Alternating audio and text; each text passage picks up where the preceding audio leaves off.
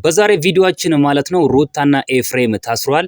የታሰሩበትን ምክንያት በዚህ ቪዲዮ ላይ አብረን የምናይ ይሆናል ማለት ነው። እንግዲህ የታሰሩበት ምክንያት በአብሬሽ ምክንያት ነው።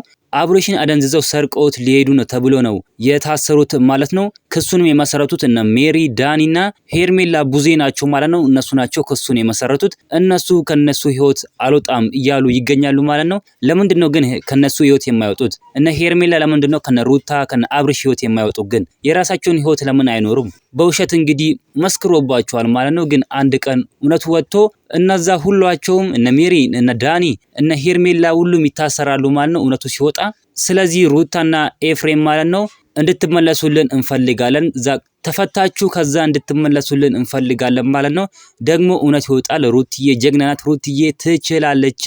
የፈለጉትን ቢያደርጉ ሩታ ምንም አትሆንም ማለት ነው። ስለዚህ እናንተ ምን ትላላችሁ? ሀሳብ አስተያየታችሁንም ኮሜንት ላይ ማስቀመጥ እንዳትረሱ።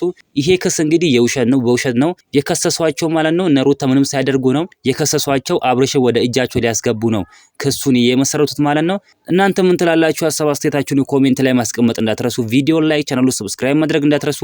በሌላ ቪዲዮ እስከምንገናኝ በያላችሁበት የዓለም ዳርቻ ሰላማችሁ ብዝት ይበልልኝ። ደህና ሁኑልኝ።